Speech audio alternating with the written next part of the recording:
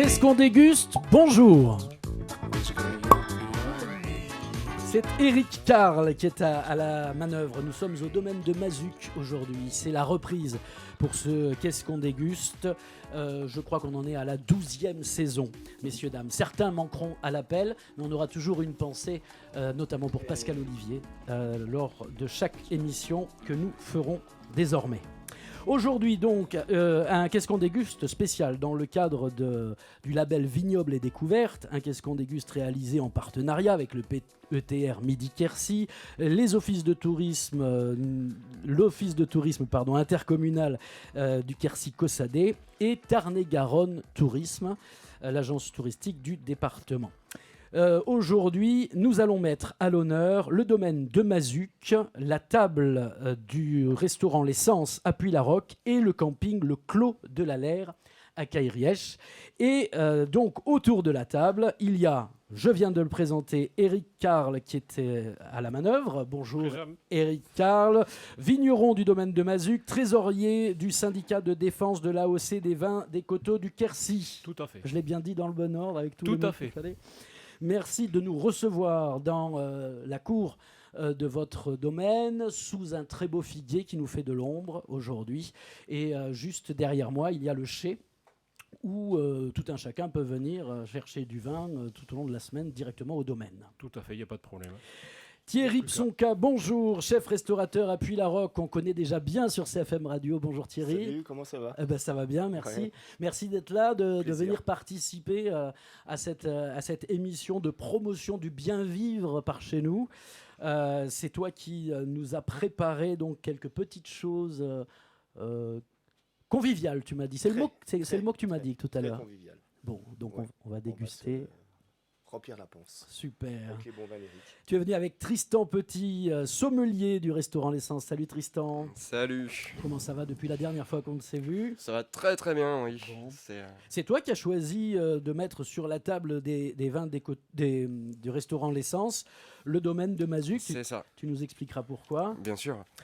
Avec nous également autour de la table Corinne Garnier du camping Le Clos de la Laire à Cairièche. Bonjour Corinne. Bonjour. Merci d'être là. J'ai visité la semaine passée votre petit camping très à l'ombre, très sympa, vraiment avec la piscine, très chouette. Ouais, c'est un spot Ouais. sur le camping. Ah ouais, c'est vraiment un très très chouette endroit que vous nous présenterez, que vous êtes aux commandes de ce camping avec votre mari depuis 1 an à peu près, 2 ans.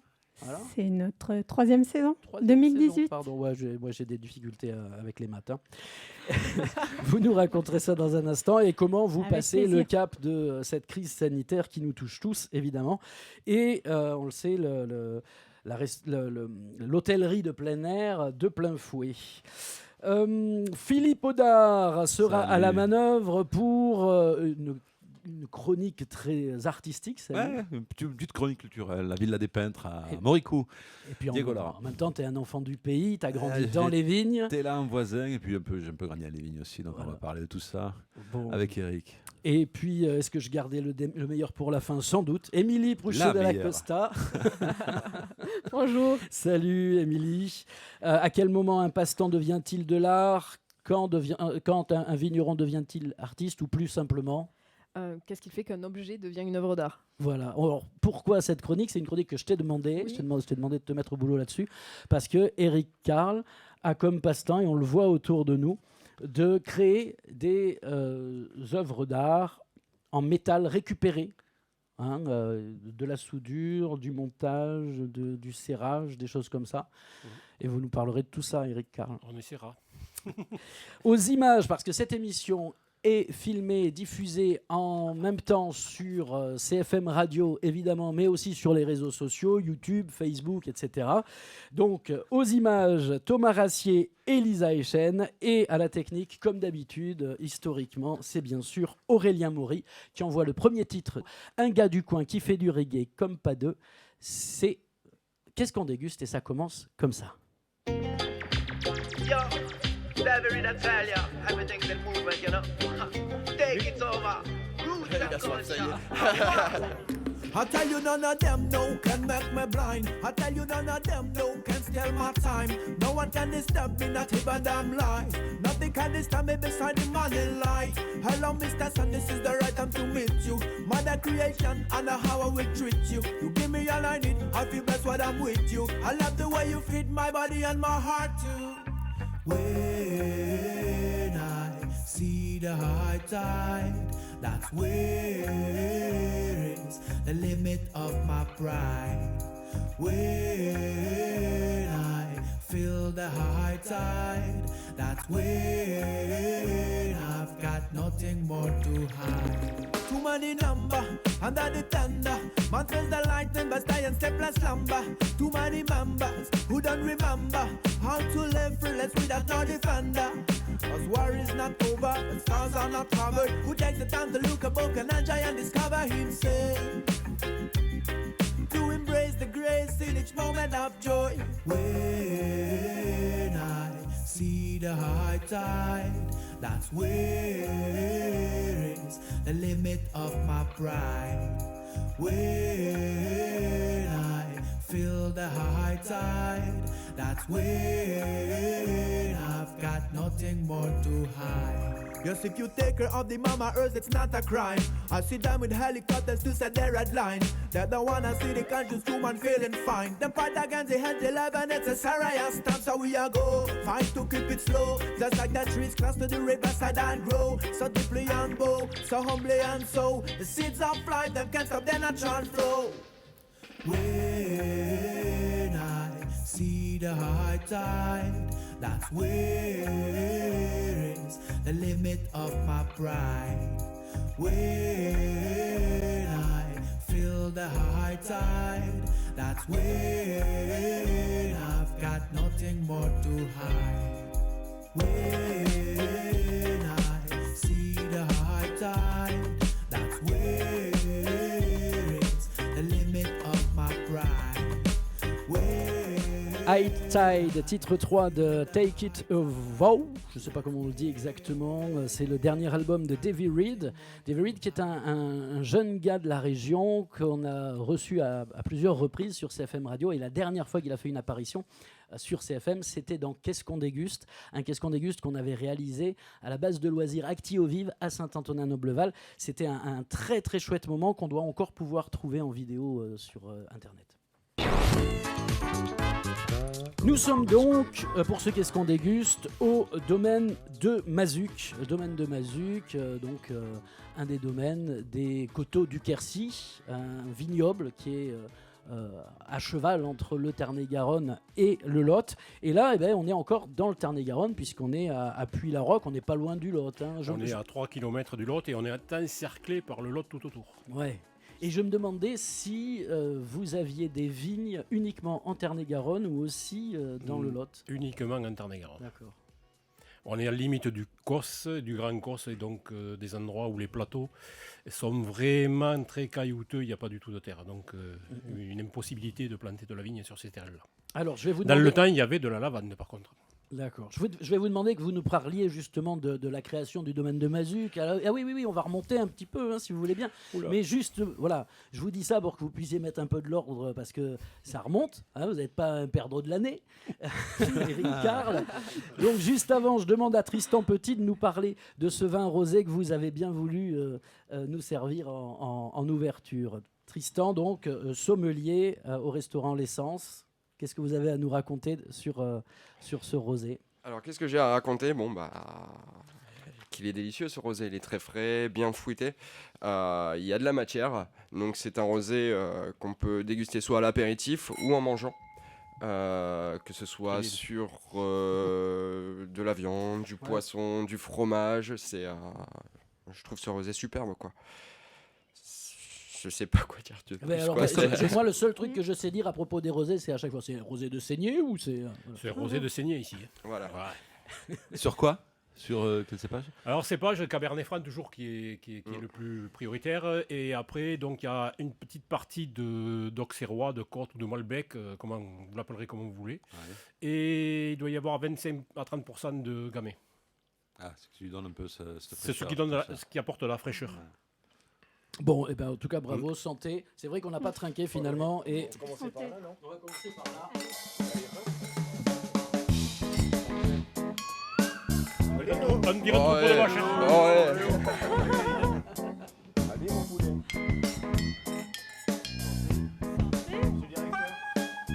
Monsieur le directeur.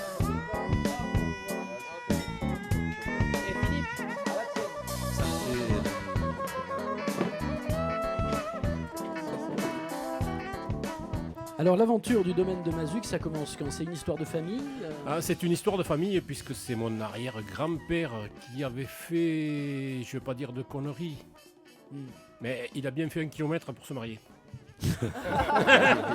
Et oui, dans l'époque c'était comme ça, donc on est natif, toute la famille Karl est sortie de l'autre côté de la butte à un petit kilomètre d'ici. Et on a pu remonter, même dans les archives, à remonter jusqu'à la Révolution. Et on a appris qu'on venait justement, bon, on était quand même dans le Lot, mais on venait de la commune à côté, Belmont-Sainte-Foy, au mois d'Aspetch. Et après, bon, on n'a pas eu le temps de s'occuper de plus que ça. Donc mon arrière-grand-père qui s'est marié ici, a priori il y avait déjà des vignes. Donc après c'est mon grand-père qui a repris, puis mon père, et moi j'ai pris en 76, juste avant de partir à l'armée, où je me suis installé.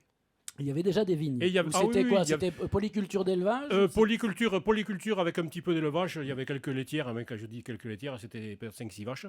Les vaches pour le travail, par contre, puisqu'ici, on ne travaillait pas avec des chevaux, puisqu'il y a des pentes quand même qui sont assez raides. Et à côté de ça, il y avait de la vigne, il y avait beaucoup de vignes à vin. Par contre, il y avait aussi, il ne faut pas l'oublier, du chasselas. Et nous sommes dans l'appellation du chasselas de Moissac. Ah, jusqu'ici, on Oui, est dans oui. l'appellation du chasseur. Donc, moi, j'ai vu mes grands-parents en train de trier du chasselas qu'on a expédié après, qui montait sur Paris. Et ça, vous avez arrêté? Vous avez pas... Et ça s'est arrêté, mais je sais pas, il y a eu une petite crise, je dirais, dans les années 80 au niveau du chasselas. Et dans la région, toutes les fermes qui avaient du chasselas ont arraché leur chasselas. Oui.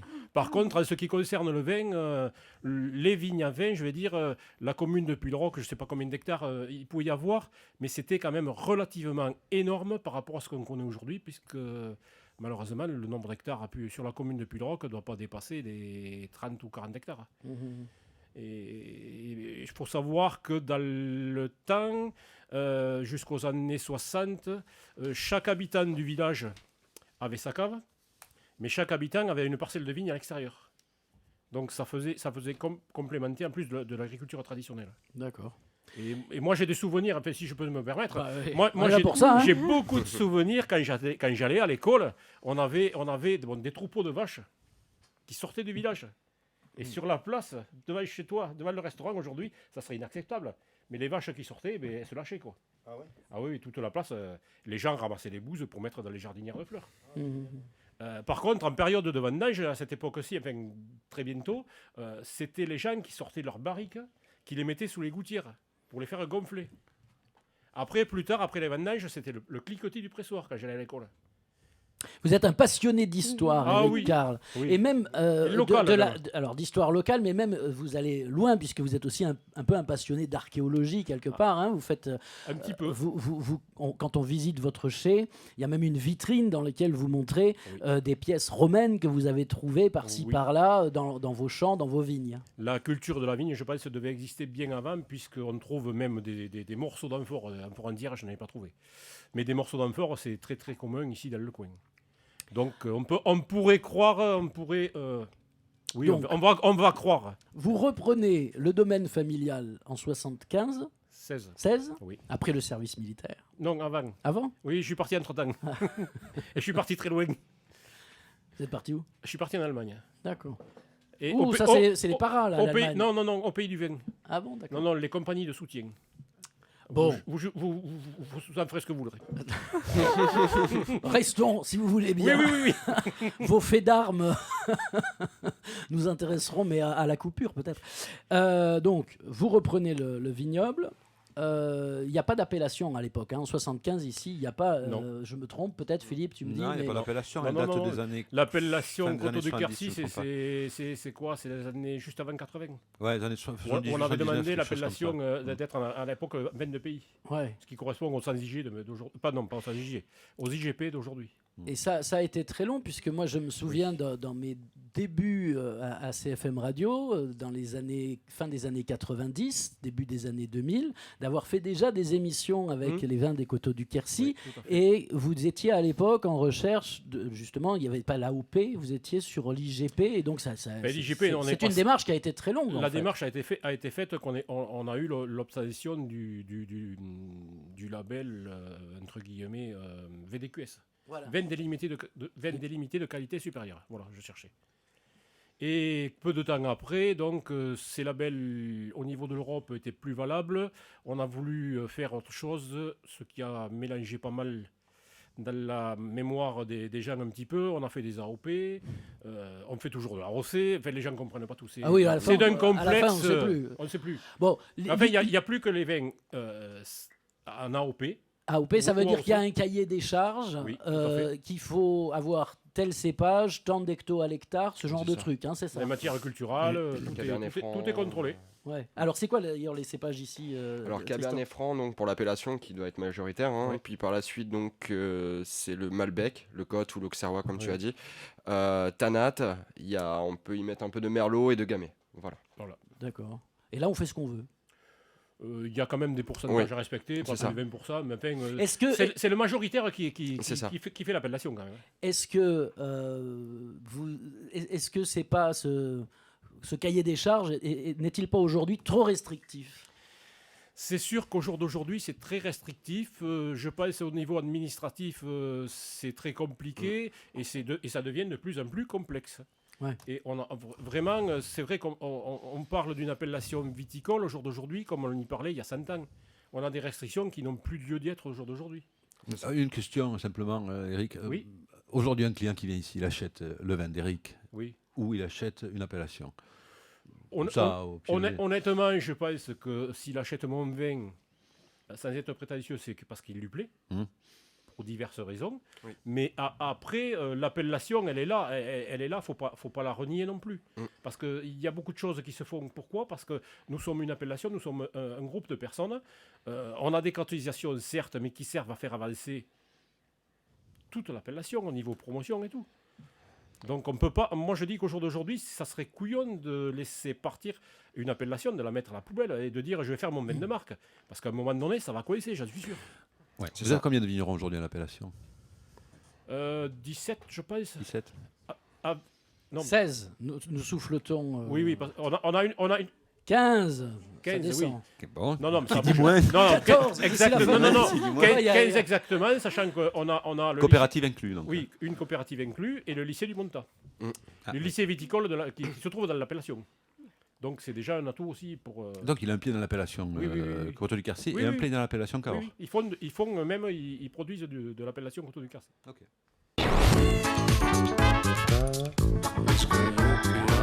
Vous écoutez Qu'est-ce qu'on déguste, spécial vignoble et découverte. On est à Puy-la-Roque, pas très loin, chez Eric Carle, au domaine de Mazuc. Autour de la table, Thierry Psonka, chef du restaurant L'Essence à Puy-la-Roque. On va déguster tout à l'heure.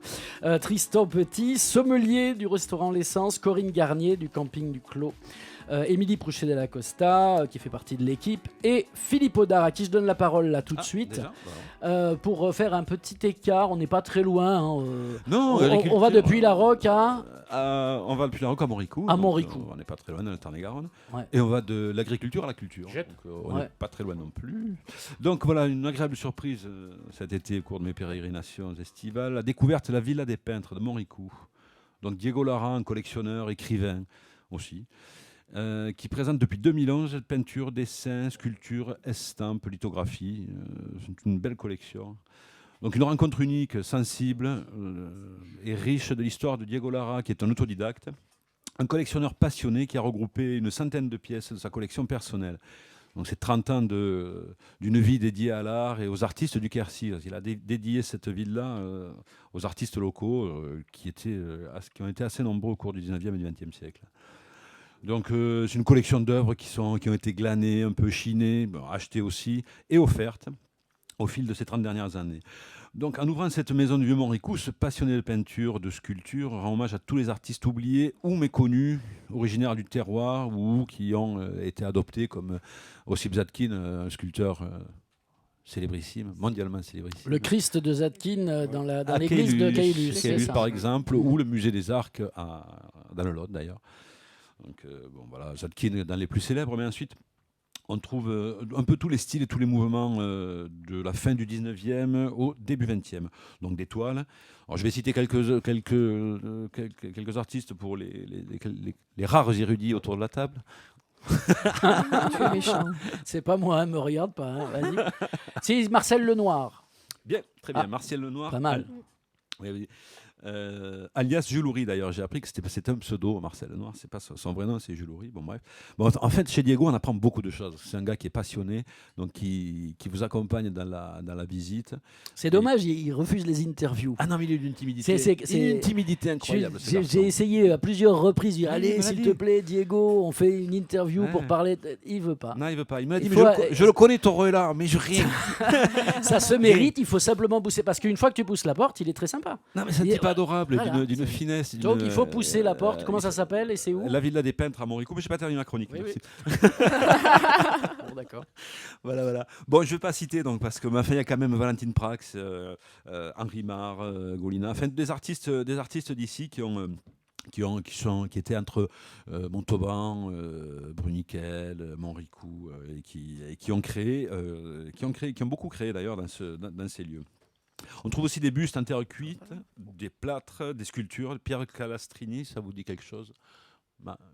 Bon, bref. Voilà, et des artistes contemporains. Il a aussi Almérac, Dautry, que vous connaissez certainement, Montvezin, voilà. Et Madame Kugler aussi, la petite nièce de Marcel Lenoir. Donc on trouve tout un tas de choses, mais bon, c'est une visite qui est assez complexe parce qu'il y a beaucoup d'artistes, beaucoup de styles, etc. On trouve aussi des photographies, des documents insolites et puis pas mal d'objets vraiment sympas. Donc c'est Diego Lara qui est un gars discret, effectivement, et qui vous accompagne tout au long de la visite en racontant tout un tas d'anecdotes, d'histoires, de détails.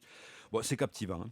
Alors effectivement, j'ai insisté pour qu'il accepte un petit interview, mais Impossible. mission impossible. Diego s'intimide, discret, voilà. Mais très attachant quand même. Et il est aussi écrivain. Donc j'ai là son dernier ouvrage sur Bruniquel. Donc c'est des ouvrages très documentés. Le dernier est consacré à Bruniquel, mais le premier était consacré, on en a parlé Eric la dernière fois qu'on s'est vu, le premier était consacré à la résistance. Voilà, un très bel ouvrage. Longuement parlé d'ailleurs. Ouais, on en avait longuement parlé. Il a consacré aussi un ouvrage à Montricou, son village natal évidemment, et le dernier à Bruniquel, qui est un beau recueil de cartes postales, etc. Donc voilà, une visite incontournable, la Villa des Peintres à Montricou, à l'entrée des Gorges de l'Aveyron, à la découverte d'un patrimoine artistique local et d'un homme formidable. Donc adulte, 3 enfants, enfants gratuits. Et c'est ouvert, allez-y. Merci Philippe pour cette proposition. Effectivement, avec la crise du Covid, on découvre que tout à côté de chez nous, on peut faire du tourisme culturel, du tourisme culinaire, du tourisme gastronomique, du tourisme piscine aussi. Tiens, on verra ça. Avec le camping de Carriège tout à l'heure. Il s'est passé un petit événement là pendant ta chronique là. Il y a Tristan qui est allé voir Eric Carle, qui lui a dit attends, il y a un truc qui va pas, je sais pas quoi. Alors qu'est-ce qui allait pas? Pourquoi vous avez changé de bouteille? Qu'est-ce qui s'est passé sur la bouteille? Il y avait un petit défaut. Voilà, un petit défaut. Mais il est vachement petit parce que moi j'ai pas senti le défaut. C'est quoi le défaut, Tristan? Est-ce que tu peux Une nous petite dire? pointe d'oxydation, mais ça arrive. On peut pas, on n'est pas dans la bouteille quoi. Ouais, mais moi j'ai pas senti ça. Mais non, mais bon, chacun son métier. Absolument. Désolé. Absolument, Eric. Faut pas le prendre mal. Hein. Non mais Non, mais après, il y a des hobbies. Voir des hobbies. C'était très léger, mais c'était. Ouais. C'était là. ouais, c'était très léger, d'accord. Qu'est-ce qu'on déguste? Donc encore quelques minutes, je me tourne vers Aurélien qui est à la technique, un petit 30 secondes. Ouais, donc je vais pas reposer une question. Si, peut-être une dernière question avant la pause, si vous voulez bien, Eric Carle. Petite carte d'identité du vignoble, du domaine de Mazuc aujourd'hui. Combien d'hectares, combien de personnes qui travaillent, tout ça. 7 hectares et demi à ce jour, et tout en appellation, c'est-à-dire que je peux faire toute ma production en AOC. Que dire d'autre? Personnel occasionnel, 6 mois de l'année, je veux dire, avec 2 personnes supplémentaires.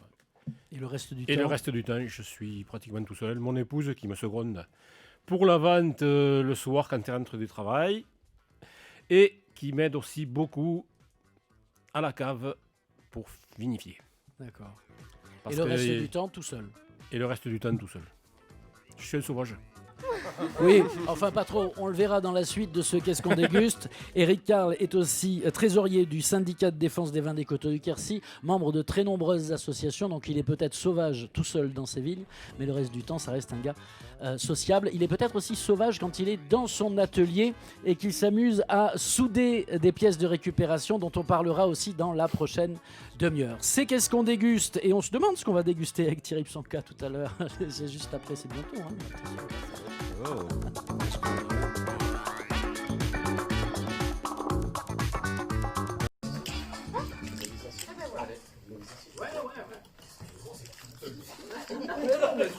Philippe, montre-moi le livre. Yes. Merci. Les personnes qui veulent aller aux toilettes, il y a des toilettes là. Oui, c'est tout. Mon verre, il est où? Ça suffit là? Avec les plats. Comme ça, je lui J'avais dit que je voulais pas. Allez. Et le caméraman là. Qu'est-ce qu'il y a? Qu'est-ce qui se passe ici? Tu vois là? Tu vois quoi? La couleur qu'il y a sur le... Dans le verre? Non, le reflet là-dessus. Ah oui. Est-ce que tu le vois? Ça se ça voit. passe, ça se voit ou pas là? Ça se voit, oui. Ah non, j'ai vu ça par hasard, mais... Quand on dit qu'il est artiste, il est artiste. Il est artiste. Mais non. J'apprécie les On y choses. va, parce qu'après on va nature. plus avoir de piles sur les caméras. Alors on y va. Oui, bien sûr, c'est fait pour ça. Hein. Le technicien, il n'est pas venu pour faire la technique. Ah mais... Non, mais il faut qu'il reste la tuyauterie. On est en période de Covid, il ne faut pas l'oublier. Ah ça, faut tuer le microbe. Exactement.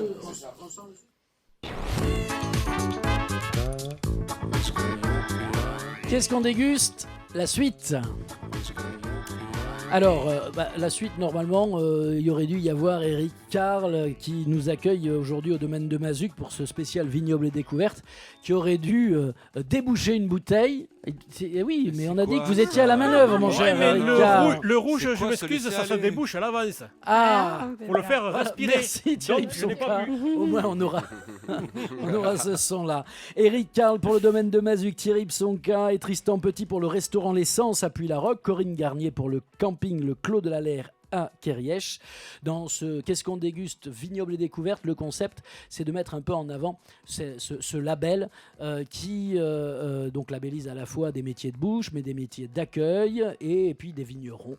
Voilà, tout ça dans un territoire qui est celui du PETR Midi-Quercy en partenariat avec l'Office de tourisme intercommunal Quercy-Cossadé et Tarn-et-Garonne Tourisme.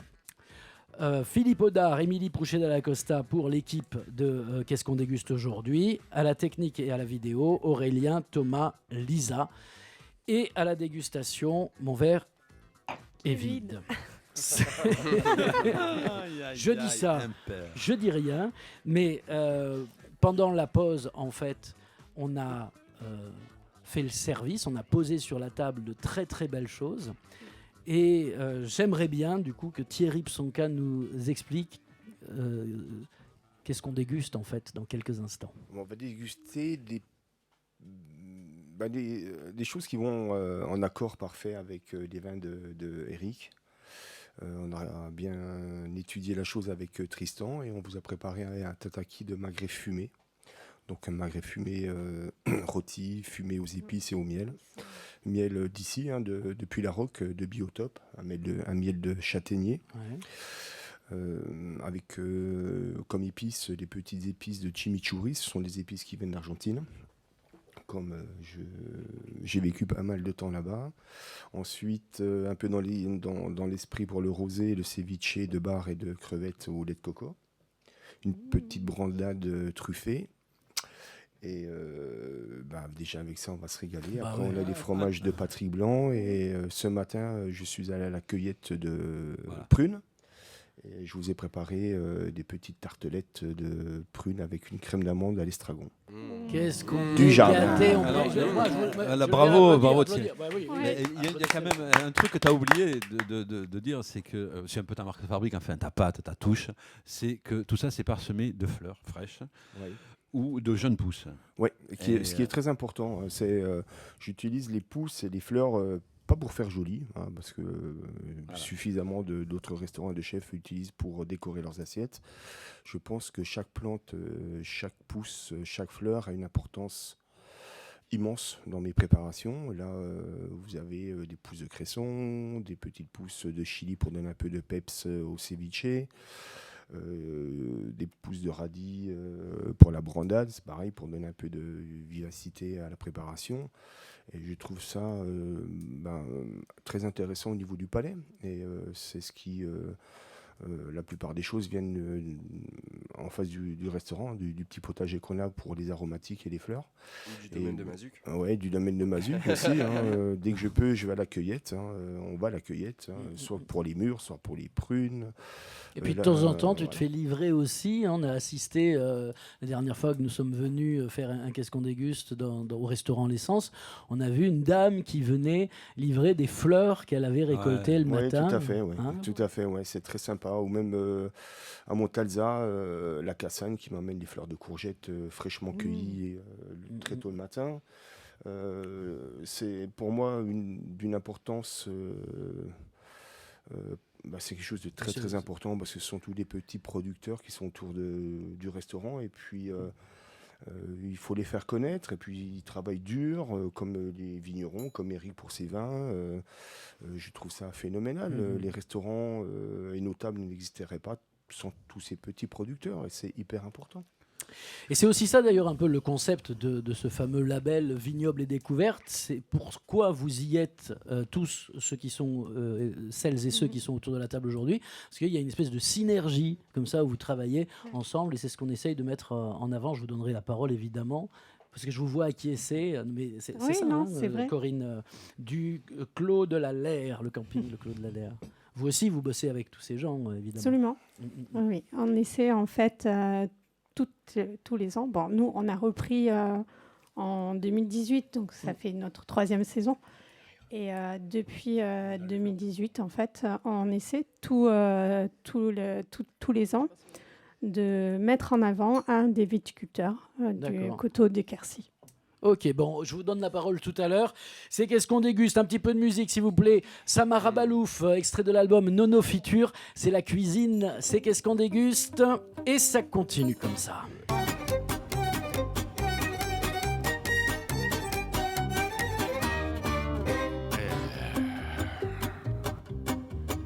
Traditionnel ou du chinois? À la baguette ou avec les doigts? Du tucu-tucu gratiné calorique, vous l'aimez comment? Et vous, dites-moi.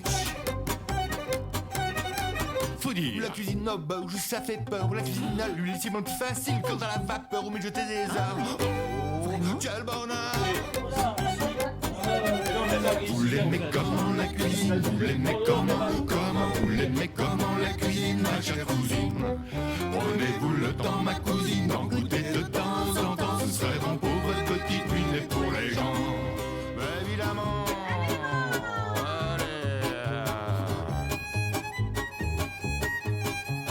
Come on baby, come on baby, come on baby. Come on baby, come on baby, come on baby. Come on baby, come on baby, come on baby, come on baby. Vous l'aimez comment la cuisine? Vous l'aimez comment vous l'aimez comment la cuisine, ma chère cousine? Prenez-vous le temps, ma cousine, d'en goûter de temps en temps. Ce serait bon pour votre petite nuit et pour les gens. Vous l'aimez comment la cuisine? Vous l'aimez comment? Vous l'aimez comment la cuisine? Vous l'aimez comment? Vous l'aimez comment la cuisine? Vous l'aimez comment? Vous l'aimez comment la cuisine? Vous l'aimez. Nono Futur, c'est le titre du dernier album de Samara Balouf. Vous en entendrez parler sur CFM Radio. Qu'est-ce qu'on déguste? Vignoble et découverte au domaine de Mazuc. Monsieur Éric Carle, vous êtes trésorier du syndicat des vins des Coteaux du Quercy. Autant dire un ardent défenseur de votre terroir et de votre vignoble. Est-ce que c'est quelque chose que vous avez... est-ce que vous êtes à l'origine du vin du syndicat? Est-ce que c'est quelque chose d'important pour vous, ce syndicat? Personnellement, j'étais pas au tout début. C'était mon père qui a été dans les 5-6 viticulteurs qui se sont un petit peu engagés dans cette stratégie. Alors je vous dis pas les premières années, le nombre de réunions, de conférences qu'il y a pu y avoir pour monter déjà une appellation, ça a été très très très compliqué. Et donc moi j'ai suivi après quand on m'a demandé si je voulais prendre le poste de trésorier, je l'ai fait avec grand plaisir, mais c'est vrai que je me sentais un petit peu responsable aussi de tout ce qui se passe et tout ce qui arrive, quoi. On est tous responsables, je pense, quelque part. L'idée, c'est dynamiser... Voilà, tout à fait, dynamiser, et puis on se rend compte au jour d'aujourd'hui que c'est difficile. C'était plus dynamiser la cave Copé ou les producteurs Non, tout à fait. La coopérative, c'était un groupe de viticulteurs qui n'avaient pas des grandes superficies. Maintenant, actuellement, je ne sais pas où ils en sont, mais bon, il y a des petits viticulteurs qui ont moins d'1 hectare de vignes qui portent la cave coopérative. Donc, c'était une fédération et puis un élan qui était déjà commun au départ. Mais c'était plus des viticulteurs qui portaient le projet à bras-le-corps, quoi. Ça a été quand même un ensemble, on va dire. Et aujourd'hui, comment se porte ce syndicat? Le syndicat se porte bien. Il y a des hauts, il y a des bas comme partout. C'est pas toujours facile. Mais finalement, on arrive à se sortir de toutes les petites histoires qu'on a pu connaître. Mais sachant que ça devient quand même difficile. On a des budgets qui sont très très tendus. Cette année, le gros truc, ça a été la fête du vin qu'on a dû annuler pour des mesures de sécurité. Et c'est vrai que on n'avait pas reçu toutes les subventions n'étaient pas tombées. Il y avait beaucoup de retard dans tout ce qui est administratif. Et donc ça tombait bien un petit aussi. Donc voilà, on préfère faire une impasse une année et repartir peut-être l'année prochaine si tout va mieux et repartir sur une grosse festivité, quelque chose de bien. Je sais par expérience que ce moment de la fête des vins des Coteaux du Quercy est un moment important qui est animé notamment par des intronisations auprès de la confrérie des vins des Coteaux du Quercy et que c'est aussi un moment où beaucoup de touristes viennent dépenser leur argent sur notre territoire et repartent le coffre de la bagnole ou du camping-car chargé de caisses à l'issue de cette fête. Du coup, est-ce que c'est un manque à gagner? Et question subsidiaire, la commercialisation aujourd'hui des vins du Coteau du Quercy, elle se fait comment et à quelle échelle? Disons que la fête du vin draine énormément de monde. Et quand je dis de monde, on a bien passé dans les 15 000 personnes dans une journée. 1000. Ah oui. Notre vocation n'est pas de faire des repas, mais dans la formule que l'on fait, il y a des repas qui se font en soirée où on peut composer son repas avec divers traiteurs et des producteurs, je veux dire. Le problème, on sait très bien qu'il se fait dans la journée plus de 2000 repas. C'est énorme. Et ce n'est pas notre vocation. On voudrait essayer pas de l'anéantir, mais de le diminuer un petit peu, mais il n'y a pas moyen. Parce qu'au jour d'aujourd'hui, il ne faut pas se cacher, il ne faut pas se voiler la face. Si dans une festivité, il n'y a pas de la bouffe... Non, mais surtout pour accompagner du vin. Non, mais même en temps normal, une festivité, si vous n'avez rien à manger, les gens ne sortent pas. Non, mais en plus, c'est quand même dommage de faire... on est quand même dans un pays de cocagne où... Oui, je sais. Tout ce qu'il y a à manger. Ouais, mais on va pas faire que boire, Éric Carle. On a fait un petit apéro... Caroline est partie, qui s'est passé lundi il y a 15 jours. Caroline, c'est l'animatrice des vins des Coteaux du Quercy qui était dans l'ombre de cette émission jusqu'à maintenant. Tout à fait. Et donc, on a organisé au dernier moment un apéro. Et on a lancé ça sur les réseaux sociaux. On a eu pratiquement 400 personnes, sans faire de publicité. Donc, les gens sont demandeurs. Les gens veulent venir nous voir. Ça, c'est sûr. Les Coteaux du Quercy, ça a une place importante. Mais cette année, voilà. Et donc, au niveau commercialisation, on a eu des baisses des baisses très importantes au début, ne serait-ce que par les restaurateurs aussi qui avaient la porte close. Mais oui. Donc c'est tout un ensemble qui a fait que. Thierry, vous étiez fermé pendant le confinement, Oui. évidemment. Ouais, c'était un peu galère, surtout de nous prévenir le samedi soir à 8h30, quoi, 20h30. C'est les clients qui nous ont prévenus. Et puis encore, ce sont les clients qui nous ont prévenus par téléphone, on ne le savait même pas. Donc c'est un peu galère parce que tu prends 2500 € de marchandises et tu les fous à la poubelle parce que c'est du frais, d'extra frais. Ça commence comme ça et après il faut gérer et puis s'adapter à la situation tout simplement, quoi. Il n'y a pas autre chose à faire. Bon, aujourd'hui, c'est les mesures sanitaires qu'on connaît dans les restaurants, c'est-à-dire qu'on met le masque à l'intérieur, dans tous les déplacements, et on l'enlève uniquement quand on est assis. Est-ce que vous avez dû enlever des tables? Non, parce qu'on avait, on avait juste l'espace. Il y a l'espace nécessaire. Ouais, c'était nickel à ce niveau-là. Mais c'est vrai que les gens ne sont pas habitués à avoir des restrictions dans un restaurant. Donc c'est très difficile d'obliger les gens à leur faire mettre un masque juste pour rentrer au restaurant. Déjà, c'était au début très galère. Ça y est, aujourd'hui, maintenant, tout le monde a pris le pli. Non, il nous reste encore des gens qui sont rebelles avec ça, qui ne veulent absolument pas mettre de masque. Donc c'est un risque pour les restaurants. Mais déjà, moi, je pense déjà à mon staff. Avec les masques, tu as vu qu'il a fait très très chaud. Les jeunes, ils bossent en terrasse avec un masque, il fait 40 degrés. En cuisine, des grosses pointes à 65 degrés avec masque Charlotte, etc.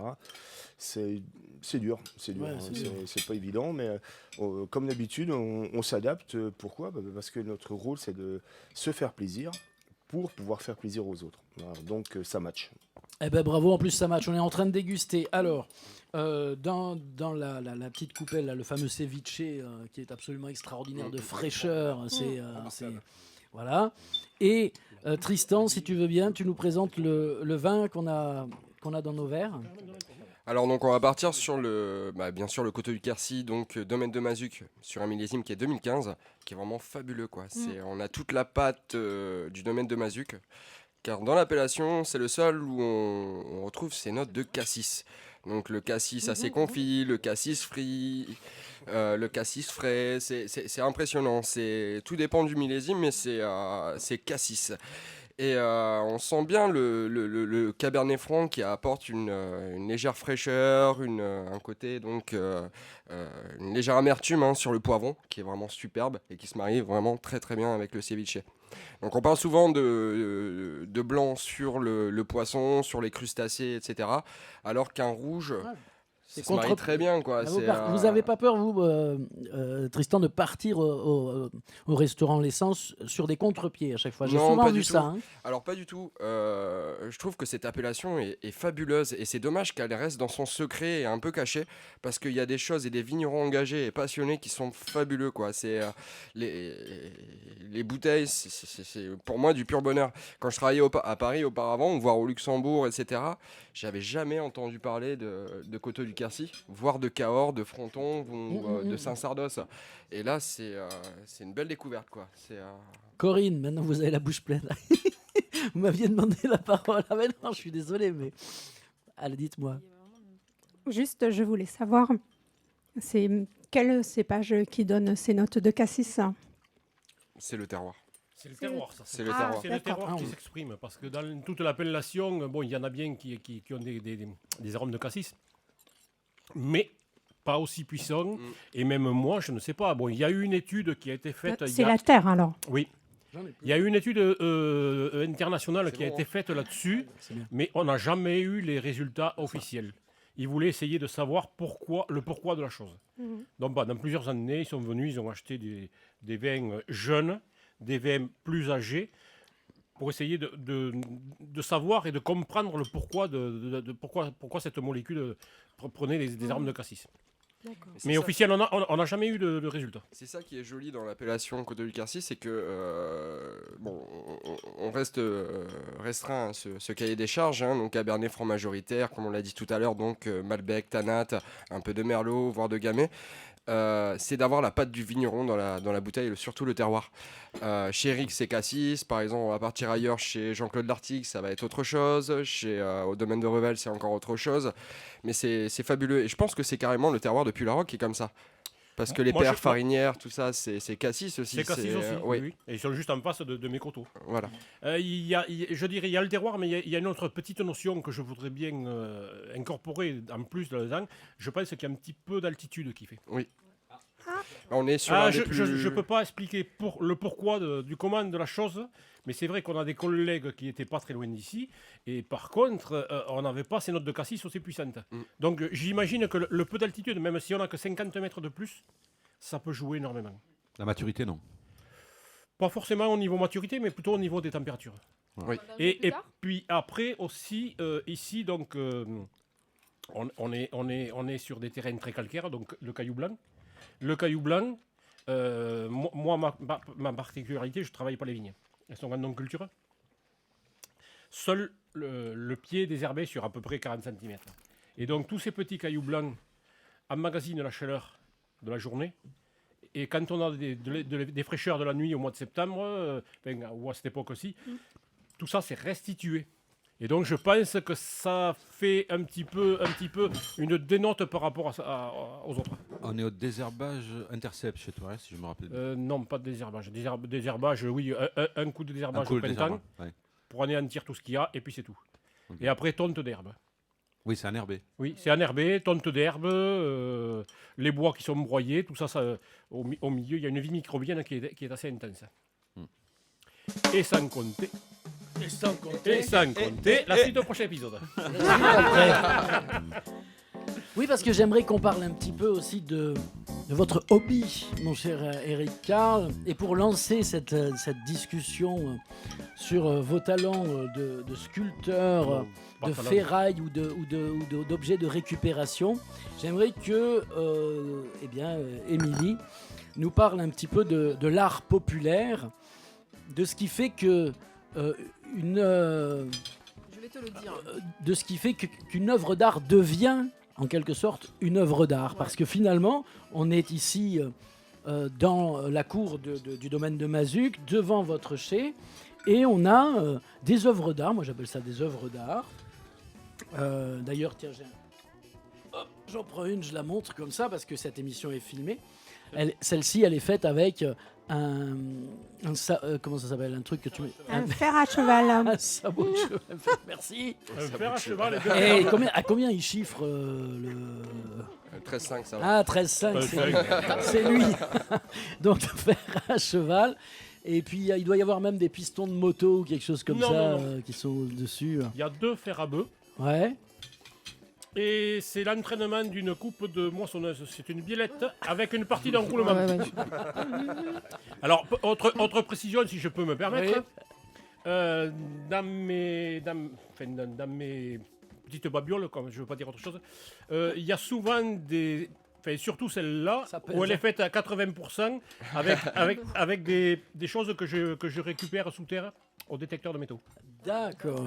Les fers à bœuf, le fer à cheval est trouvé tel que. Je n'ai rien centré, c'est trouvé tel que. Ça, c'est des fers à bœuf, c'est pas une binette ou un Non, c'est des fers à bœuf. D'accord. Par contre, après, il faut juste avoir l'inspiration du moment qui fait que... Parce que moi je vois une pièce, je sais comment elle va finir. Mais des fois, il manque un truc. Alors, tant que j'ai pas trouvé...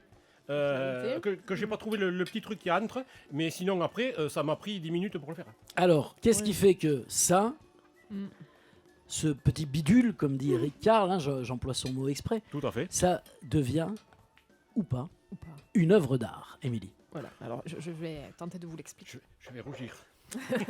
tu exposes au Louvre Tu exposes au Louvre? Non. Donc pourquoi un objet passe-t-il du statut d'objet au statut d'œuvre d'art? Alors, on peut se poser la question pour les sculptures d'Éric. On peut aussi se poser la question pour le presse-citron de Stark. Hein. Pourquoi un objet usuel passe-t-il de presse-citron à objet convoité, de désir, et au statut d'œuvre d'art? Ben, en fait, l'œuvre d'art en elle-même n'est pas faite pour autre chose qu'être regardée et avoir du plaisir en la regardant. En fait, elle est inutile, elle ne sert à rien. elle est totalement détournée en fait des préoccupations banales de la réalité en fait et des préoccupations visuelles. En fait, l'œuvre d'art sert uniquement à élever notre âme, à nous faire plaisir. Voilà. Ce n'est plus sa fonction qui compte, c'est là où c'est intéressant, c'est le regard que l'on pose sur lui. Vous voyez, c'est le regard. En fait, c'est uniquement le regard. Si toi tu dis qu'à un moment donné cette œuvre te fait plaisir, tu l'élèves au statut d'œuvre d'art. Mais en fait, finalement, c'est que le regard que l'on pose sur l'œuvre qui compte. Alors, moi, j'ouvre peut-être la question, c'est est-ce que ça peut être la même chose sur le vin ? Est-ce que le goût du vin peut élever le vin au statut d'œuvre d'art ? Oui. Ah oui, complètement. Je pense que ça peut, oui. Voilà, vous avez 4 heures. C'est vrai que l'œuvre d'art reste personnelle. Hein. On flash sur un tableau, on flash sur une œuvre, on flash... puis on se dit, c'est pour moi, quoi. Et dans le vin, c'est pareil, quoi. On a des préférences, c'est pour ça qu'il y a multiples appellations, c'est pour ça qu'il y a multiples cépages aussi. On peut partir sur des vins beaucoup plus légers, sur le Beaujolais, la Bourgogne, pour les gens qui préfèrent la légèreté, la fraîcheur. Des vins un peu plus rustres, costauds, des vins travaillés en barrique, que ce soit sur du Cahors, voire on peut parler de Coteaux du Quercy, hein, alors qu'il n'y a pas que des vins puissants. Donc ouais, la patte du vigneron reste là, ça reste une œuvre d'art, quoi. Attends, je vais te finir parce que j'avais pas prévu du tout de dire ça dans ma chronique. Mais en fait, j'ai le souvenir aussi de Almérac, qui est un peintre du coin, qui est grand amateur de bonne chair et de bon vin, me disait que aussi l'œuvre d'art donne de l'émotion. Donc je vais te dire le souvenir d'Almérac. Un jour, il va dans un resto étoilé, je ne sais plus trop où, et on lui sert un foie gras. Et Dieu sait ici que le foie gras, il sait le faire, Daniel. Hein, il sait le faire. Et il me raconte, quand j'ai goûté ce foie gras, devant mes yeux, je voyais les canards, tu sais, qui faisaient comme ça, là, avec la tête. Hein, alors on est à la radio, mais qui hochaient la tête et se balançant dans le pré. Et en fait, l'œuvre d'art est capable de nous murmurer, de nous amener ailleurs. Et c'est ce qui est important. Voilà. Là, tu vois, on est en train de goûter un ceviche de Thierry. Un ceviche, et même moi, quand je l'ai goûté là tout à l'heure, ça m'a rappelé un voyage en Amérique du Sud. Et je trouve que dans ta manière de cuisiner le poisson notamment, hein, ou la morue, il y a quelque chose de très latin chez toi, de très latin qui fait voyager. Et c'est pas question d'épices en fait, c'est question d'association. Je pense. C'est surtout une question d'émotion. Voilà, c'est une question d'émotion. Ouais, je pense que la cuisine doit passer par un côté de sensibilité, d'émotion. Comme pour l'art, je compare pas ma cuisine avec... j'ai passé de prétention là, mais c'est vrai qu'il y a un côté très émotionnel, très sensible. Mais quand on regarde tes assiettes, il y a quand même aussi une composition artistique. C'est magnifique. Esthétique. Nous, on les a, quand on est venu dans ton resto, on les a tous pris en photo. Ces plats, parce que voilà, il y a aussi un côté, c'est pas jeté dans l'assiette comme ça. Non. Il y a une dimension esthétique. Oui, une volonté esthétique. Donc, oui, il y a ce regard quand même de préoccupation pour l'œil aussi. C'est comme pour un vin, le vin, Tristan le disait, le côté émotionnel du vin, sensible. Ce vin-là, on le boit tous ensemble. Là, en ce moment, on aura plein d'émotions. On sera en train de le boire lors d'un jour où on se prend la tête avec quelqu'un. Ce vin va avoir une autre diffusion sensorielle. Voilà quoi. Le vin, c'est une question aussi de sensibilité pour moi et d'émotion. De l'émotion, il y en a aujourd'hui, moi je vous le dis. Et on va continuer à en avoir. Là, moi je suis sur le comment ça s'appelle ? La brandade. Ouais, la brandade. La brandade, la fraîche, la paf. Ouais, avec les petites Hop. pousses de... Allez, dans quelques instants, la suite de Qu'est-ce qu'on déguste. Ah, c'est Thierry. Ça va être chaud, vous n'allez pas pouvoir manger. On va faire une petite pause maintenant. Ouais, ça va être chaud. C'est dommage. Ouais. Quelque chose. Même pour le canard, tout ça, faites-vous des petit peu dehors quand même. Je vais aller chercher des bols. On sent bien le miel de châtaignier là. Ouais, le miel de châtaignier avec le fumé, mais ça colle. Moi j'adore. Mais le ceviche, moi j'en ai à la maison. Ouais. Mais le miel de châtaignier, je trouve qu'il avait vraiment. Les gens sont tournés sur des couleurs humaines avec ça, moi je crois. Ça a l'air magnifique. Ça a l'air bien bon. Brigitte goûte le ceviche avec le 15. Fais-moi une petite assiette là, s'il te plaît.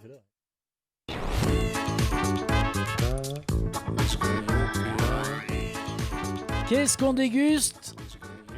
La suite. On a plus de force.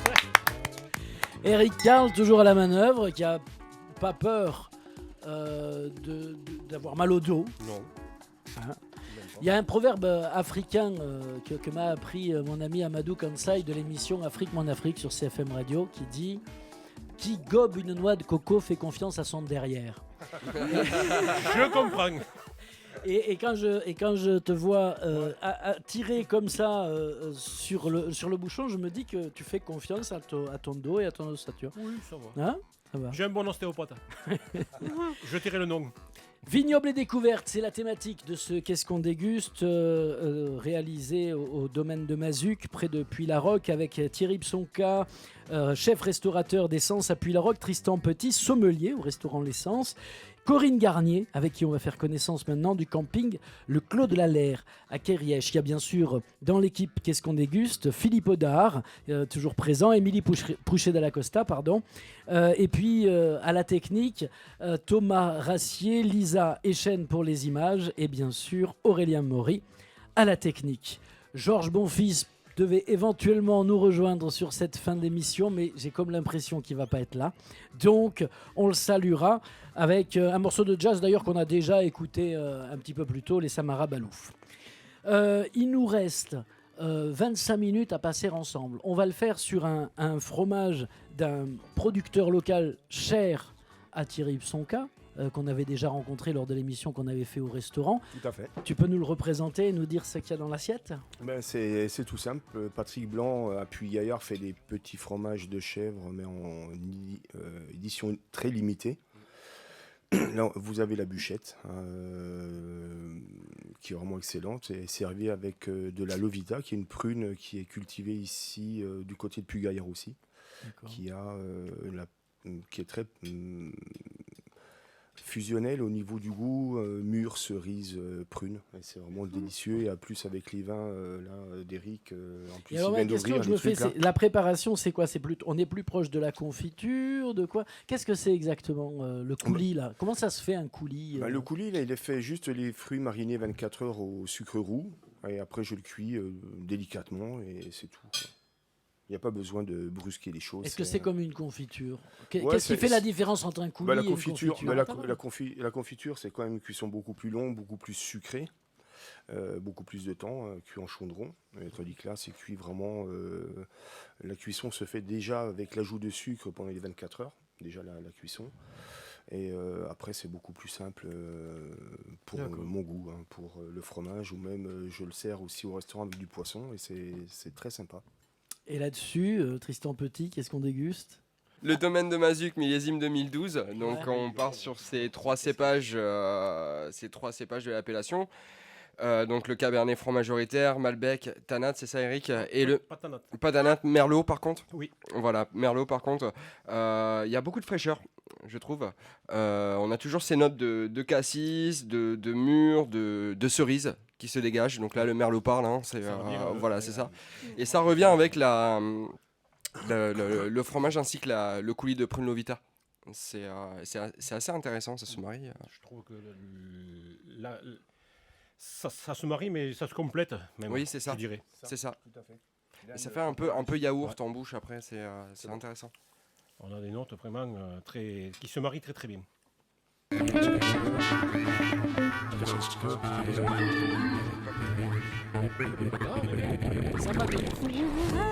Qu'est-ce qu'on déguste donc? Spécial vignoble et découverte.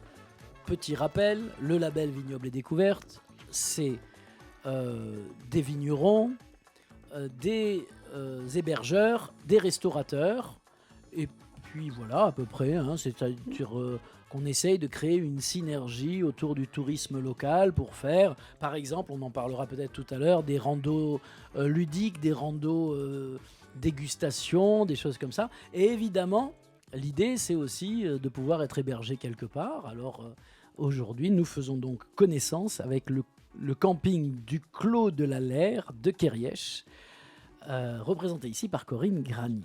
Rebonjour. Garnier ou Granier, pardon? Garnier. Garnier, comme les Excusez-moi. shampoings. Comme les shampoings. Oh, mais j'allais dire, il n'y a pas un parfum, non? Ça va.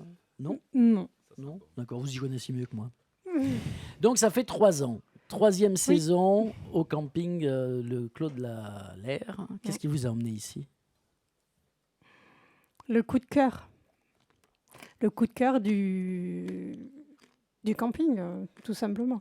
La région, en fait, on l'a découverte lorsque, pendant 2 jours, nous l'avons sillonnée. Et vraiment... Il vous a fallu 2 jours pour tomber amoureuse du coin. Ah ouais. Ah ouais. Ouais. Et puis, c'est surtout... On va essayer de deviner à l'accent. C'est un quiz autour de la table. Hein. Vous dites pas d'où vous êtes, et à l'accent, tout le monde va essayer de deviner d'où vous venez. En même temps, Ah quand bon, t'es au pourquoi nord de Cahors, tout le monde a le même accent, quoi. C'est vrai, au-dessus de la Loire. Non, vraiment, je ne connaissais pas la région. Et en fait, elle mérite vraiment à être connue et reconnue.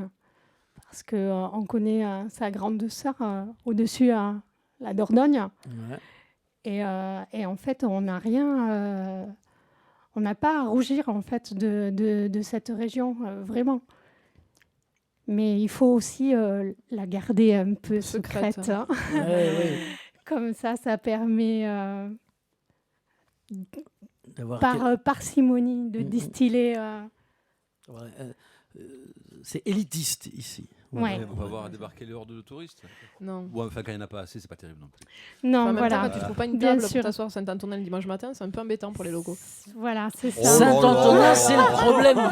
C'est le tourisme Ça y de est, masse non, en ce non, moment, non, Saint-Antonin-Nobleval, non? Ouais, Hein? c'est- Hein? Ouais.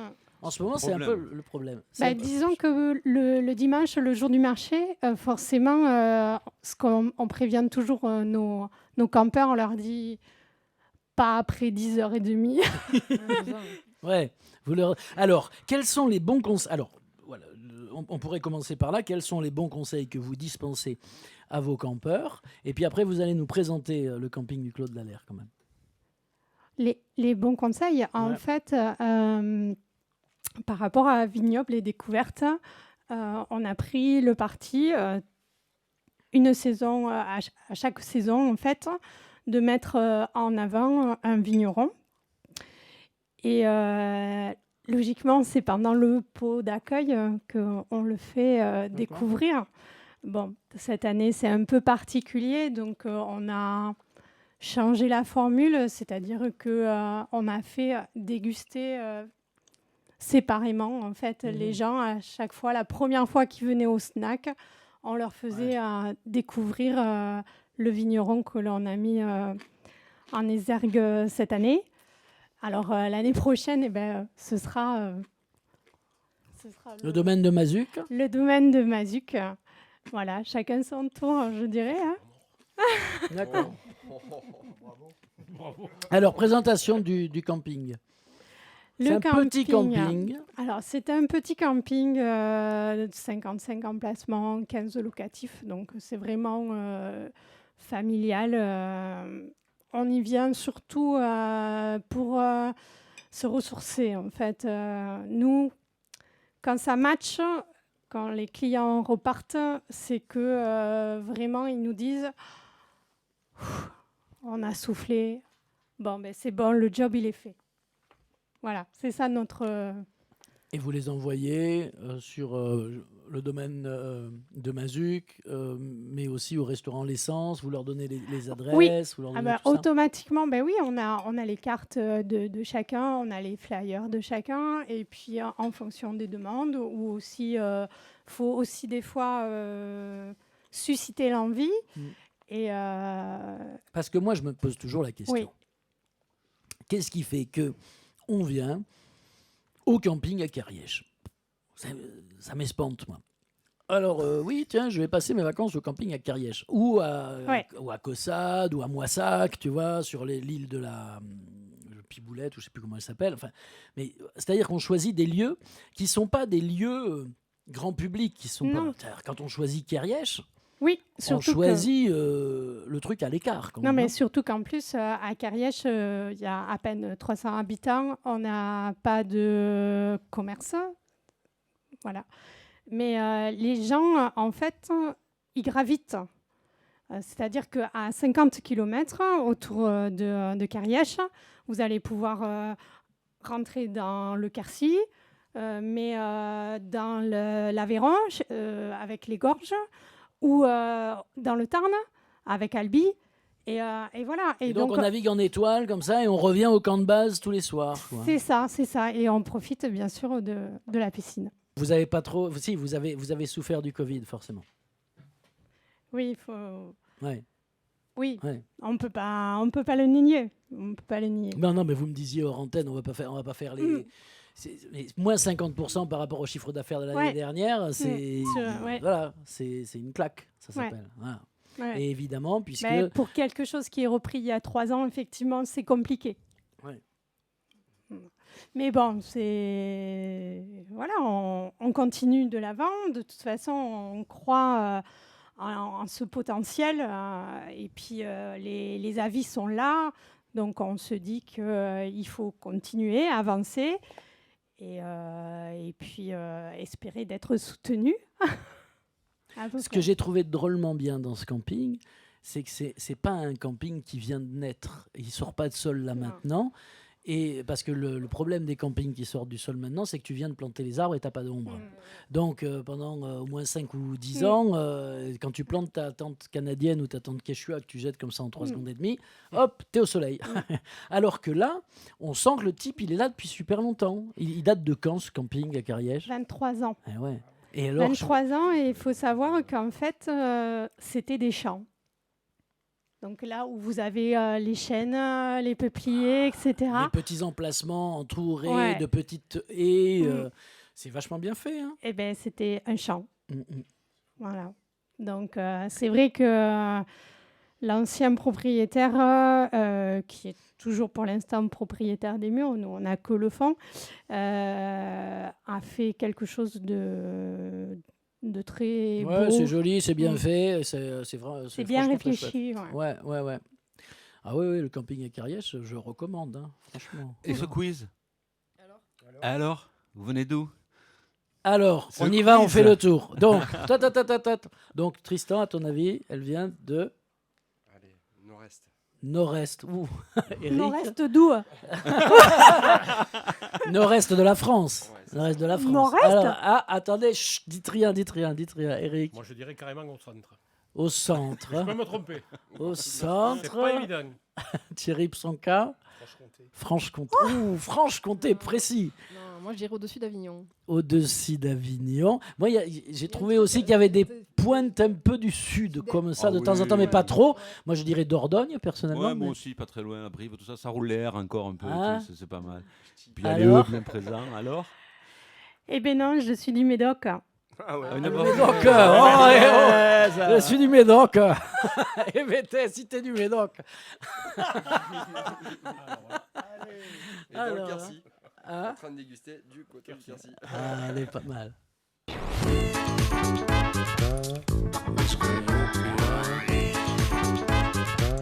Vous êtes bien sûr CFM, c'est Qu'est-ce qu'on déguste ? Domaine de Mazuc. Ah, on attaque le bizarre. Voilà. Il faut. Eh ben, je sais pas. Il a dit ça. On le dégustera soit après. Alors, et Tristan a dit non. Pourquoi après ? On va le déguster pendant. Donc, pendant que Thierry Psonka est allé chercher le dessert et que Eric Carle nous sert la surprise, je vais peut-être vous parler d'un bouquin que j'ai lu cet été. Si j'arrive à retrouver mes fiches. Ouais. J'ai lu un chouette bouquin cet été. Alors, en même temps, on ne fait pas toujours ce qu'on veut. Au départ, je voulais lire un bouquin sur la plage et qui soit que dans la gaieté et que dans le bonheur et que dans le... Oh, pardon. Merci. Qui soit que dans du bonheur. Et je me suis lancé sur My Absolute Darling, un roman de Gabriel Talant. My Absolute Darling, ça vous parle ? Mon amour absolu, quoi, tu vois. Et donc je me suis dit, un roman d'amour sur la plage cet été, ça va être trop bien. Tu es romantique, Rémi. Hein, mais tout à fait, je voulais être romantique cet été. Et en fait, je vais vous lire un extrait de ce roman qui est évidemment en relation avec Qu'est-ce qu'on déguste, c'est la préparation d'un repas. Et après, je vous en dirai un tout petit peu plus, mais pas beaucoup plus. Elle descend l'escalier et Martin n'est pas à la cuisine. Elle le trouve dans le garde-manger, au milieu des caisses à fusils, des murs couverts de tableaux à outils, des étagères métalliques où sont stockées les caisses de munitions, les boîtes de balles, une palette de pigeons d'argile empilés contre la paroi. Elle appuie sa hanche contre le montant de la porte. Martin plonge la main dans l'eau rose sale du seau. Il en sort les os à moelle, ensanglantés et dégoulinants, qu'il pose sur l'établi à côté de la scie circulaire. Il allume l'outil qui grince et se met à rugir. Puis Martin glisse les os sous les dents de la lame, l'un après l'autre, les poussant prudemment du pouce et de l'index en suivant la trajectoire de la scie, glissant les yeux dans la projection de fines poussières blanches et de gouttes d'eau sanglantes. Les os se fendent et jonchent le plan de travail. Et Martin laisse tourner la scie jusqu'à avoir coupé chaque os dans le sens de la longueur. Il les porte à la cuisine, rince la poussière dans l'évier, les dépose dans un plat qu'il glisse au four, puis il attrape le crabe vivant par les pinces et l'enfourne à la suite. Turtle entend le crabe se déplacer dans le plat. Martin verse le seau de moule dans une passoire en émail bleu et entreprend de gratter leurs filaments, les tenant par paires et frottant leurs lèvres scellées les unes contre les autres en une grossière parodie de baiser, le front plissé et serein. C'est l'air le plus heureux que Turtle lui connaisse. Il lui jette parfois un coup d'œil et plisse les paupières de plaisir. Il verse de la crème et du bouillon de poule dans une poêle qu'il met à mijoter. Il hache de la ciboule sur la planche à découper, moud des grains de poivre dans un vieux moulin noir, découpe un citron en quartier qu'il presse. Il vide la passoire de moule dans la poêle, se penche contre le plan de travail et regarde Turtle. Il pose une deuxième poêle sur la première afin de permettre à la vapeur d'ouvrir les coquilles des mollusques. Il écoute le crabe gratter à l'intérieur du four. Il trouve un couteau à pain constellé de rouille. Il se redresse et s'appuie à nouveau au plan de travail en l'observant. « Eh ben merde alors, regarde-moi ça, dit-il. On n'utilise jamais cette saloperie. Il rouille comme elle. » Turtle pince les lèvres. Il fait griller le pain dans une poêle en inox. Il prépare une salade de radis, d'ail, de ciboule, de persil, verse le tout dans un mélange de jus de citron, d'huile d'olive et de sel de mer. Ils attendent en silence. Papa, le regard rivé sur les moules, en train de cuire, et Turtle, jambes croisées. Cette scène arrive à peu près à la page 190 de ce roman, que je croyais être un roman d'amour parce que je l'ai bêtement acheté sur le titre, My Absolute Darling, de Gabriel Talon. Et en fait, ça raconte l'histoire d'un homme terrible, odieux, horrible, une espèce de pervers narcissique, incestueux avec sa fille de 13 ans, qu'il élève sur la côte californienne, dans l'idée que la fin du monde est proche et donc dans un mode un peu survivaliste. Et le grand-père vient d'apprendre que son fils a une relation incestueuse avec la fille, alors il va venir manger le soir. Et ce moment de cuisine plein d'amour et de gestes anodins pour des survivalistes quand même, hein, le coup de la scie et tout ça, tu vois. Et ben c'est la bascule vers une partie du bouquin qui va devenir absolument terrifiante, absolument... mais splendide bouquin, My Absolute Darling, Gabriel Talon. Voilà, c'est pas la collection Harlequin. Hein non, c'est pas du tout la collection Harlequin. C'est la petite lecture de l'été, l'été n'est pas fini. Non. On peut bouquiner quand même. On a le temps de bouquiner quand on va dans les vignes? Non. Je regarde par terre. Ouais. Et quand on est dans les cuisines, on trouve des belles pièces. Qu'est-ce que tu as trouvé dernièrement, Eric? Dans le micro, parce que tu es un peu loin du micro. Qu'est-ce que j'ai trouvé d'intéressant? Non, pas trop de monnaie actuellement. C'est vrai qu'on n'a pas... on a tous des problèmes à trouver de la monnaie si tu veux. Ouais, en plus, j'ai un de mes détecteurs qui m'a lâché. Il est reparti en Amérique. Il vient d'arriver. J'ai pas eu le temps de le tester même. Mais on trouve beaucoup de Napoléon. Et quelquefois, on a la chance de tomber sur du Napoléon en argent. Et j'en ai trouvé un comme ça dans les vignes. Le soleil qui cliquait dessus. Il m'a fait un clin d'œil, je suis allé voir, effectivement, c'était un 50 centimes Napoléon. de 1782 ou 3, je Mais crois. on n'est pas obligé de le donner à l'État qui en prend 50% quand c'est comme ça? Mais non, mais c'est des fausses informations, ça. C'est 50% au propriétaire et 50% à celui qui le trouve. À l'inventeur. Le terme exact, c'est inventeur. D'accord. Ouais, ouais. Ah, je Donc croyais que toi, c'était 50% à l'État et 50% non, l'État à n'a rien à l'inventeur. voir là-dedans. Donc toi, tu es à 100% du coup. Oui. Voilà. Oui. Voilà, t'as tout compris. J'ai tout compris, merci. Non, mais on trouve, si vous voulez voir après tout à l'heure dedans, Ah, c'est super. j'ai trouvé un trésor, oui, puisque c'est comme ça que ça s'appelle, j'ai trouvé 11 pièces gallo-romaines ensemble, qui devaient être dans une poterie, je pense, mais qui a été fragmentée avec les années, mais enfin, du gallo-romain ici, c'est quand même fréquent d'en trouver. Et de très très belles choses. Autant que poterie, autant que... Est-ce qu'ils faisaient de la vigne ici, les Romains? Oui, ouais. je pense. Ouais. Dans le Gaillacois, c'est clair, ils faisaient des vins, mais ils faisaient des blancs. C'est pas de rouge. Oui, par contre, ceux qui faisaient comme vin, c'était pas forcément... ils employaient beaucoup d'épices. Ouais, voilà, c'est ça. Et mais c'était pour que le vin se conserve. Non, ils mélangeaient tout, hein, parce que le vin 100% raisin, c'est pas très vieux finalement. Parce qu'à l'époque, ils mélangeaient toutes les baies, tout ce qui traînait. Ils mettaient tout ce qui traînait. Tout ce qui était mûr à la saison. Ouais. Ça finissait par faire de l'agneau, en fait. Non, mais le vin 100% raisin, c'est 18e siècle. Hein. Oui. Avant, oui. Comment on appelle ça, là, ce vin du Moyen-Âge là? J'aurais un petit quiz. L'hypocrase, ouais, c'est quand même... Chef, un petit quiz, s'il vous plaît. Allez. Putain, nul, là, les quiz. Qui c'est qui a inventé la taille de la vigne? Les ânes. Ah, il a trouvé au premier. Oui, mais bon... On peut le féliciter. Non, mais t'aurais pu laisser chercher. Pourquoi les ânes? Il va t'expliquer. Non, mais il n'y a pas de problème. C'est tout simplement dans une abbaye où il y avait beaucoup de vignes. Et la vigne, à l'époque, se cultivait, elle poussait comme elle voulait. Il faut savoir que la vigne, c'est une liane. Donc, ça monte très très haut. Et une année, il y a des ânes qui sont barrés à l'automne, qui sont allés dans les vignes et qui ont grignoté du bois, parce que c'est quand même... ça aime ça. Et l'année après, ils ont rouspété après les ânes, ils ont pesté tout le bazar. Finalement, l'année après, ils se sont aperçus que là où les ânes avaient grignoté, qu'ils avaient coupé des bois, il y avait 2 fois plus de récolte que dans les autres pieds. Voilà, tout simplement. C'est un âne qui le sait. Je lève mon verre avec le dernier vin, le vin qu'on ne... Alors, le dernier vin, Tristan, tu vas nous en dire un petit peu plus. 2011 cette fois-ci. Voilà. C'est toujours la même... Alors attends, on est toujours sur la même cuvée, mais on change d'année à chaque fois, voilà, c'est ça? Donc là, un cassis un peu plus frais, donc toujours la pâte du vignoble. Plus puissant aussi. C'est ça. Mais ce qui est super intéressant, c'est que dans 2011, sur la fin de bouche, on a ce côté légèrement anisé, voire bâton-de-sang. Ah ouais. Et qui se marie super bien ça, avec très, l'estragon qu'on retrouve dans la crème d'amande avec la tartelette. Je trouve ça superbe, quoi. C'est la pâte du millésime, là. C'est la fameuse tartelette qu'on croque dedans.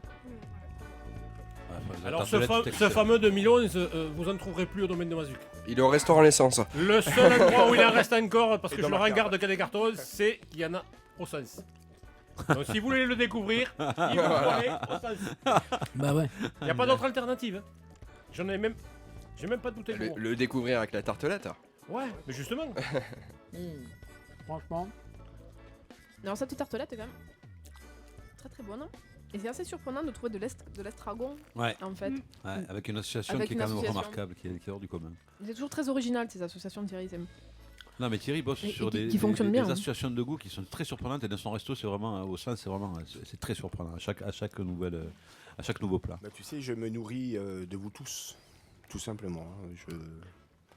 Et on n'a pas fini d'en entendre parler parce qu'il a été le, été le héros de quelques reportages cet été qui vont passer dès la rentrée à la télévision. Dis-nous. Et c'est vrai parce que du coup, tu deviens aussi ambassadeur de ton territoire. Oui, faut prendre un peu de recul là-dessus. C'est une responsabilité tout de même. Oui, d'accord. Mais bon, disons que pour le village, pour le restaurant, bien sûr, pour le Tarn-et-Garonne, c'est du bonus. Ah. Hein, c'est vrai que c'est une région qui est très peu connue et qui a vraiment besoin d'un coup de boost. Hein. Alors, qui est venu te voir? Dis-nous un peu, fais-nous rêver. Des racines et des ailes. Un reportage sur le restaurant et sur la région et les producteurs. Donc j'ai recommandé 3 producteurs, Patrick Blanc pour les fromages de chèvre, Frédéric Goguet pour la poule noire de Caussade, qui a sauvé cette race de poule, et puis Gabriel l'ours Lacassagne pour ses pleurs de courgettes, qui est vraiment un personnage aussi. Et donc c'est vrai que c'était vraiment très très plaisant sur 3 jours. Sur 3 jours, ils sont restés à tourner. Ouais, 3 jours. Ouais, c'était chaud quand même. En plus, après, il y a eu des guides qui sont venus te voir aussi, me semble-t-il. Oui, on a eu la revue Masterchef qui est venue faire un reportage sur le restaurant pour le restaurant Le Tarn-et-Garonne. Et donc c'est vrai que c'est très amusant, c'est très ludique, c'est un bon coup de pub pour le restaurant, pour le village. C'est pas juste pour le restaurant, c'est vraiment toute une synergie qui s'installe autour. Et c'est vrai que tout le monde se préoccupe et s'est intéressé à ces reportages parce que tous les villageois ont fait que le village soit propre. Monsieur le maire à Valette a fait de même pour le drone, tout ça, que ce soit nickel. Voilà, donc c'est vraiment, on est très très content ça fait avancer les choses. Non, mais on est très fiers de t'avoir un Tarn-et-Garonne. Moi, je suis honoré de faire partie du Tarn-et-Garonne. Ça, c'est une chose indéniable. Ça, écoute, et nous, on est ravis, encore une fois, de te retrouver au micro de Qu'est-ce qu'on déguste. Merci beaucoup à Eric Carl du domaine de Mazuc de nous avoir reçus, ici au domaine de Mazuc. Merci, bravo. Oui, merci Eric. On essaye de faire le nécessaire, vous voyez, il n'y a pas de problème. Merci Corinne Garnier du camping Le Clos de la Laire à Cariège d'être venue. Merci évidemment Tristan Petit et Thierry Psonka dans l'autre sens. Voilà, c'est bon, vous m'avez compris. On reste de chauve. Merci Émilie. À la prochaine. Merci à Georges Bonfils qui nous a fait long. Merci à Georges Bonfils. On peut le tailler, parce que Pascal Olivier avait une bonne raison de ne pas être ici aujourd'hui. Il a été retenu par un cercueil. Voilà.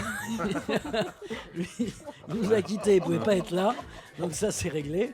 Mais quand même, Georges, même si de temps en temps on trouve que... Non, il est toujours là. Georges, on t'aime. Oui. Merci Philippe Audouin. Oui, enchanté Rémi Torella. Merci à toi, cher Rémi. Avec plaisir. Merci Lisa Echen, Thomas Rassier et bien sûr Aurélien Maury pour la partie technique et vidéo de cette émission. Madame Carl, merci beaucoup. Et comment s'appelle la jeune fille prothésiste ongulaire ? Laurence. Qui est aussi à la manœuvre pour les photos sur le Facebook. Merci Laurence. Au passage, d'avoir aussi été là et d'avoir fait la promo de cette émission en même temps qu'elle était enregistrée sur la page Facebook du domaine de Mazuc, parce qu'il y a une page Facebook, on est dans la high-tech quoi, à Mazuc. C'est pas moi qui gère. On est dans le 2.0.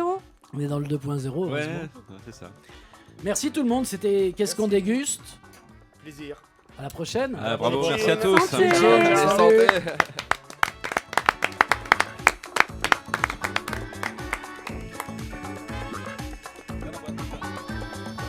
J'espère que c'est dans la boîte. En gros, bon. Oui, c'est dans la boîte. Parce qu'on est nombreux et la boîte est toute. On va te serrer, hein. Tu l'auras apprécié. Je pense qu'il aura apprécié. Ça doit